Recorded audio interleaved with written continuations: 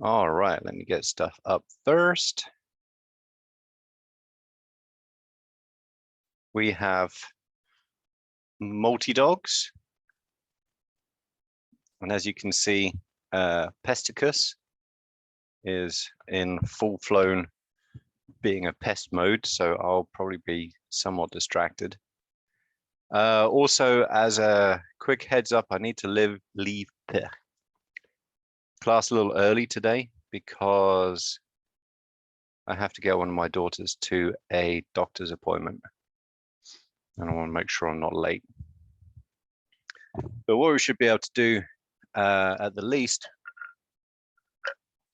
is finish up control of gene expression. Now, I believe we ended up here talking about mRNA stability and the role of non-coding RNAs in affecting that and translation. Before we move on, oh, it will definitely be today. The reason why I didn't do Mondays until yesterday is just because I was had to take, well, I didn't have to, but I took a trip to Houston to pick up a that was a story. A bunch of auction winnings, which turned out to be considerably larger than I expected. And then I had to go to work, so I didn't actually get home until 9 o'clock, and I was pooped. So that's why I didn't do it. But yeah, today I've got a whole bunch of taxi driving to do for various things and people or family members, but it'll get up today for sure, without a doubt. Mondays was just an exception. Okay, so before we move on, anybody have questions about any of this stuff? I know that we talked about it a bunch on Monday, but it's a good idea to go back over stuff in case you didn't get it the first time.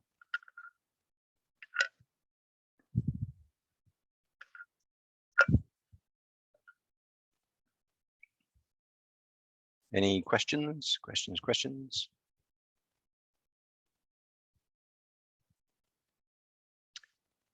Ooh, good question. There's a subtle difference there. The above are cis-regulatory elements, CREs. Response elements is, okay, so that's the best way of kind of describing this. Cis-regulatory elements are any DNA sequence that is involved in the regulation of a gene, right? And those could be, as you said, essentially enhancers, silencers, and insulators. There might be others, but I'm not aware of them at the present, right? So that's that general grouping. Now, response elements are basically the way in which eukaryotes coordinate gene expression.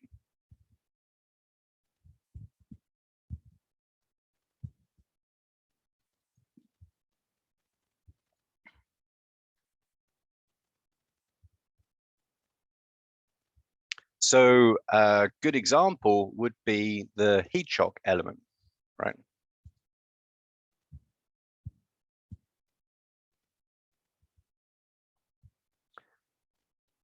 And so the heat shock element is recognized by, as one would expect, something called a heat shock factor, right?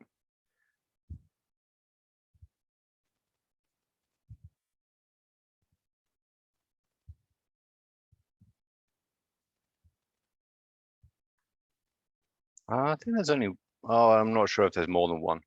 I'd say A, probably be better. HSF, right? So if you imagine, not talking so much about, I mean, it's a little more difficult in endotherms like us. because obviously we have homeostatic mechanisms to maintain body temperature, right, within a fairly narrow bound. I can't remember what it is in Fahrenheit, but anyway, not a lot of degrees difference. But if you were, say, a worm, there you go. Let's come back to worms. Worms and insulin, right? Then if your environmental temperature goes up, you need to be able to deal with that, right? And you can't necessarily deal with it by moving elsewhere because, you know, we're talking about very small organisms. And so there are a bunch of different responses to heat shock, right? So heat shock leads to protein denaturation.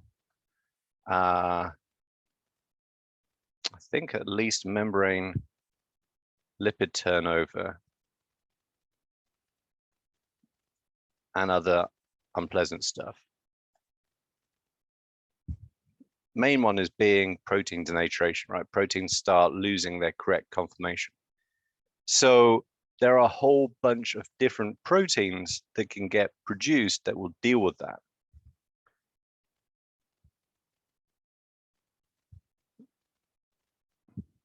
So responses include expressing heat shock proteins, funny enough, which help stabilize and refold proteins.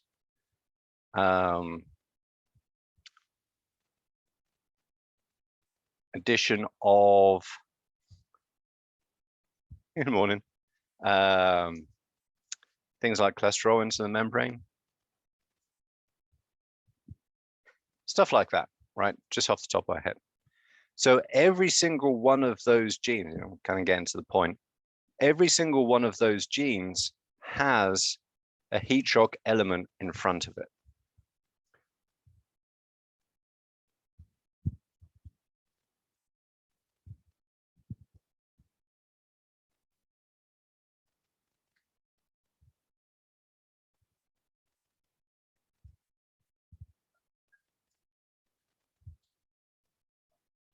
Come on.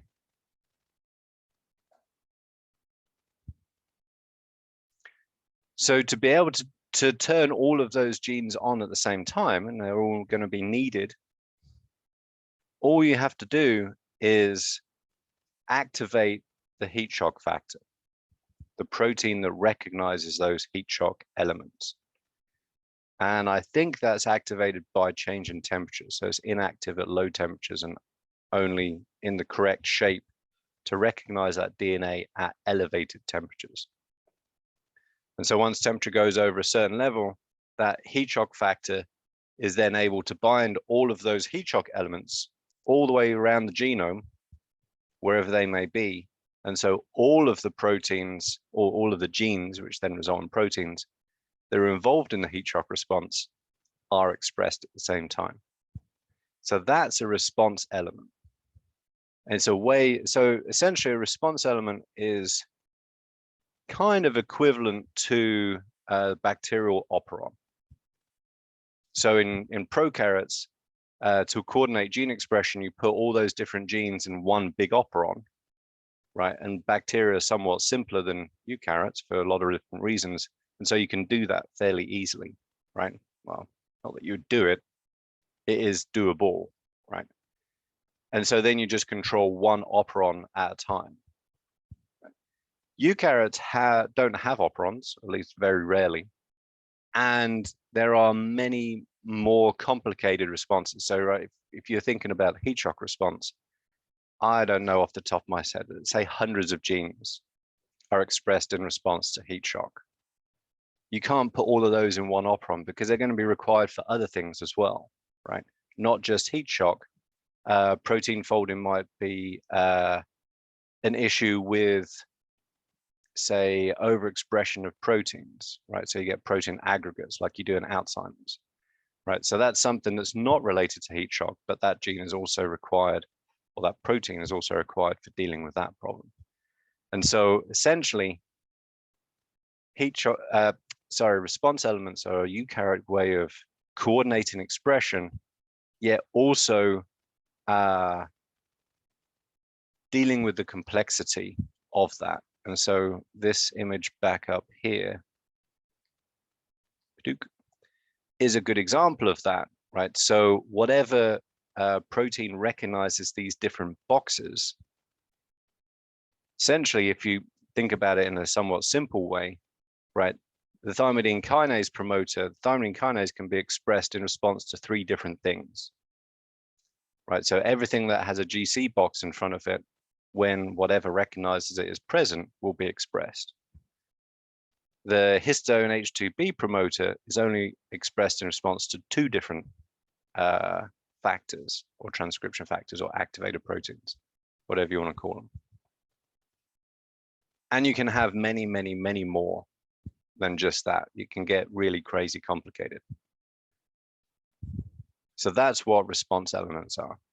They're a way of, essentially, it's kind of in the name, they're elements that allow a coordinated response to a particular need, I guess.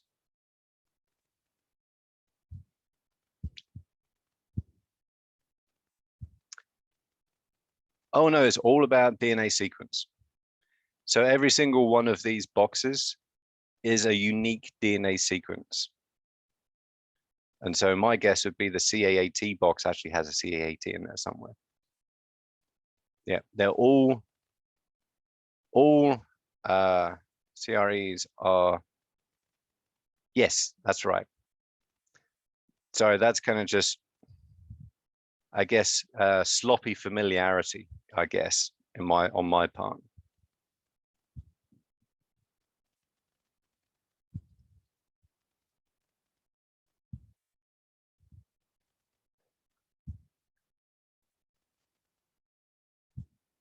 Yeah, exactly. And that DNA sequence is pretty much unique to that protein and vice versa. So you won't have a transcription factor or transcriptional activator protein that recognizes the GC box. It will not bind to the histone H2B promoter. And similarly, the one that recognizes the OCT box won't bind to the SV40 early promoter, because they're very specific. Cool. Awesome question, though. Thank you. Okay. So, anyone else have any questions?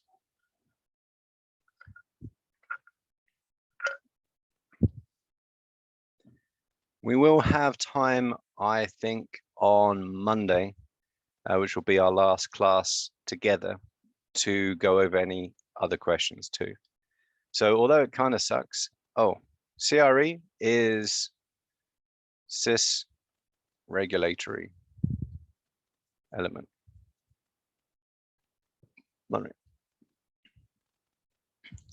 No worries. Yeah, so it kind of sucks to kind of study over Thanksgiving break. Sorry about that. It's just the way the schedule worked out. Pardon me. But do please do as much as you can and make a note of all the things that don't make sense. And then we'll spend time on Monday going through those things, right? Which will be... Go on. What parts of the exam will the chapters be? So the exam will be on PowerPoint 17 and 18, which are this one and the one on prokaryotic control of prokaryotic gene expression. Those are the main topics for the exam. And also we'll be there'll be a few questions on CRISPR-Cas9, transgenic, stuff like that, which we will go over on Monday, most likely. Probably won't have time to do it today. Okay, thank you. Yeah, but the main focus is going to be these 2 PowerPoints. The CRISPR-Cas9 transgenic stuff is just a little bit of, cream on top of the cupcake kind of thing. It's not the main body of what we'll be going over. And as always, you can get a sense of how many questions you're going to get on something is directly proportional to how much time we spend talking about it. that is without a doubt the best guide, I would say.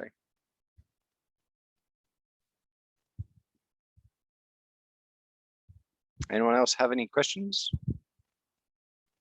All right, let's zoom back up here. So we've covered chromatin modifications. We've covered control of transcription, right, which is a big deal, but it's not as big of a deal as it is in prokaryotes, which is pretty much all about control of transcription. Well, my teenagers are slowly emerging from their slumber.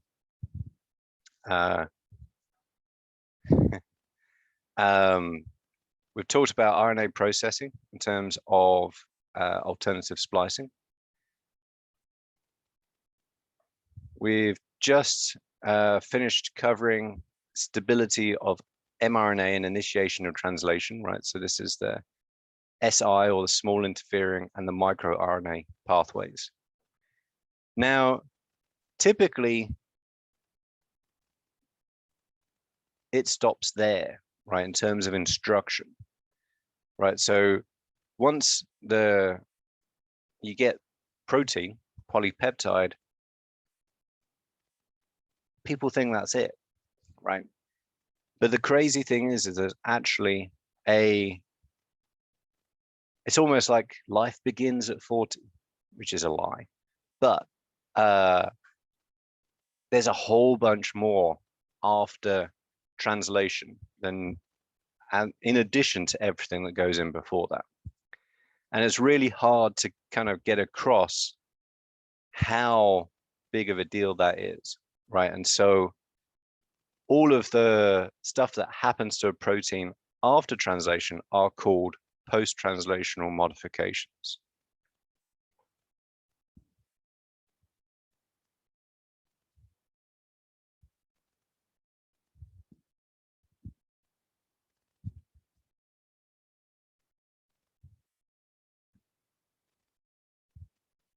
And I think it's probably a pretty good rough guide, but I would say with some degree of confidence that almost all eukaryotic proteins are post-translationally modified.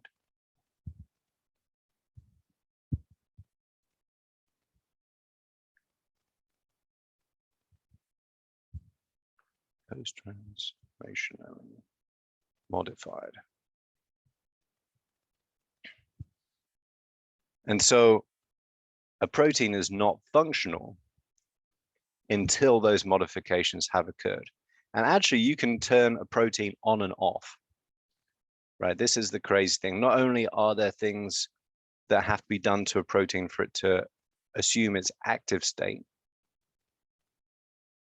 You do. There you go, here's one of them. It's actually kind of early. But also, once that protein is functional, it can be switched on and off. So for a lot of proteins, not all of them, but a lot of proteins are actually controlled, not by their level of expression, i.e. how much of it is made, but what modifications are made to that protein or not. Right, and so this is a whole nother level. So essentially, and this is something that I've come across, multiple times in my own work. There's no point looking at the expression level of some proteins if you're looking at activity, because they're always produced at the same level, right? What changes is whether or not those are modified, right? That changes the function of the protein, right? And that's a really kind of whoa concept to get across. And so there are a whole bunch of different modifications that you can make to proteins, right? There's the addition of, well, actually, let's start kind of at the other end. So you can, many proteins need to be cleaved, so they have to be cut. One of the, actually, two different proteins that I've worked on need to be cleaved to be active. One was a growth factor that actually had to pair up. It forms a dimer like so, and then the top of it's cut off, and the truncated bit that's left is what is active.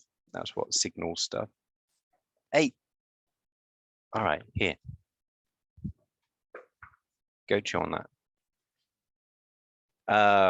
And another one, which is one that I'm working on kind of at the moment, it has to be released from the endoplasmic reticulum to be able to do its job. It's tethered there. So cleavage is a big deal. Insulin, again, is another great example. So insulin is cut at least twice before it's active. In fact, the original, the protein produced by translation is called pre-pro insulin. And so it's cleaved once, and then it's called proinsulin, and then it's cleaved again, and then it's just called insulin. So the pre and the pro get cut off. So that's a big deal, right?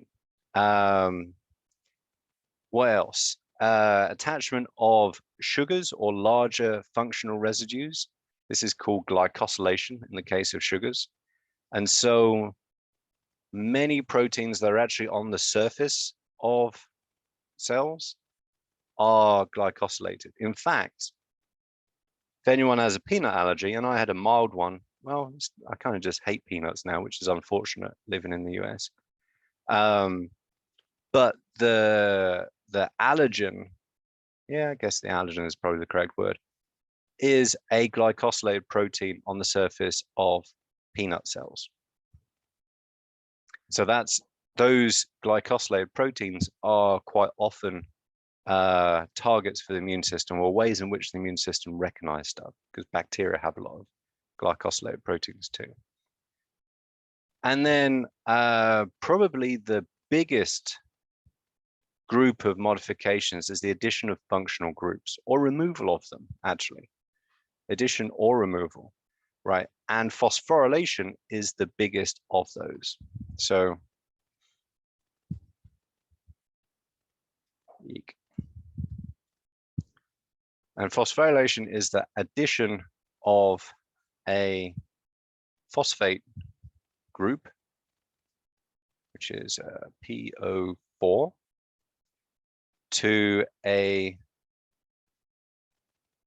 oh man, I should remember this, thymidine, tyrosine, or serine residue in the protein. Addition is done by a kinase. Removal is carried out by phosphatase. And so actually the example up here, thymidine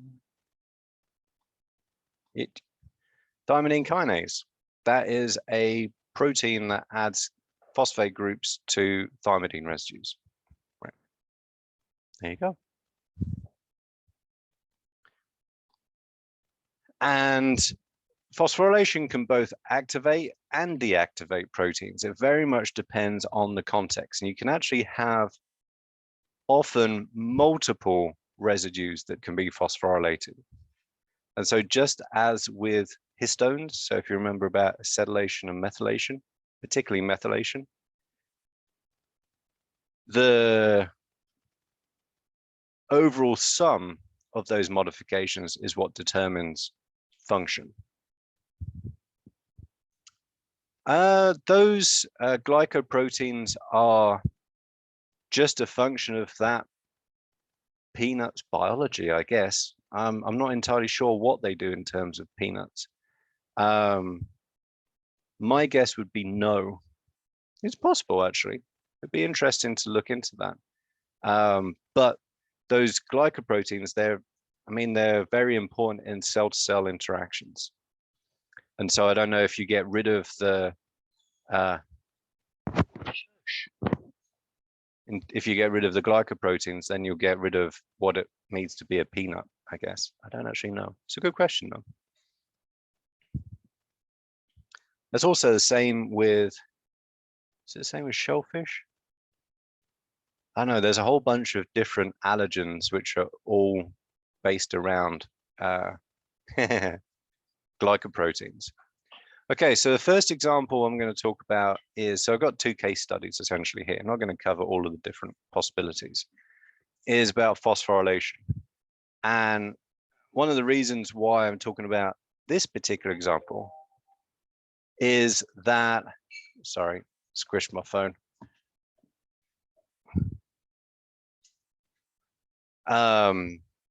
Is that this is actually work that was done by a friend of mine, a lady called Michelle Castelletto, I think, in UCLA. And so this is all about protein, which is a transcription factor.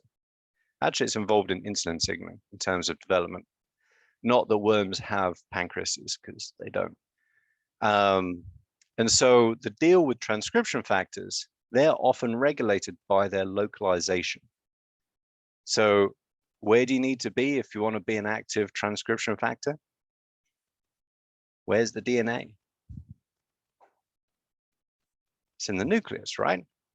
So if you want to turn on gene expression, that transcription factor has to be in the nucleus. If you want to turn it off, all you have to do is get it out of the nucleus, and then it can't activate transcription, right? So these pictures, let's blow this up a little bit. So this is in C. elegans, and this is in a parasitic nematode called Strongyloides stercoralis, which is a parasite of humans and gerbils. Why gerbils? I don't know. Good for us, because we don't have to work with humans. Bad for gerbils, because they get infected with parasites.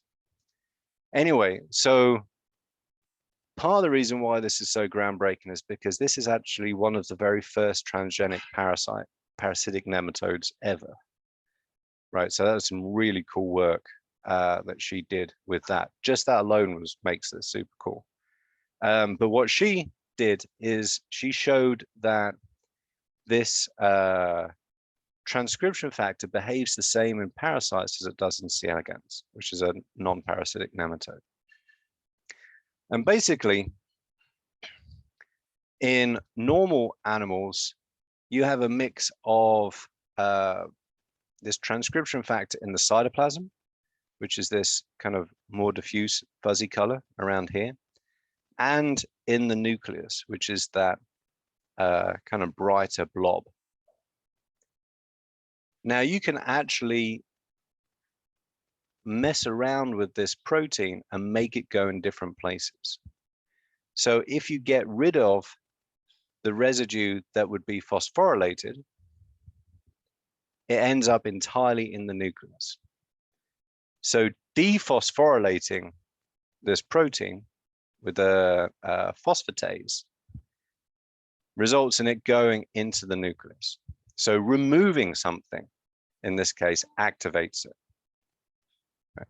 If you want to get it out of the nucleus, and she did that by changing the protein so it had what made it kind of think that it was phosphorylated.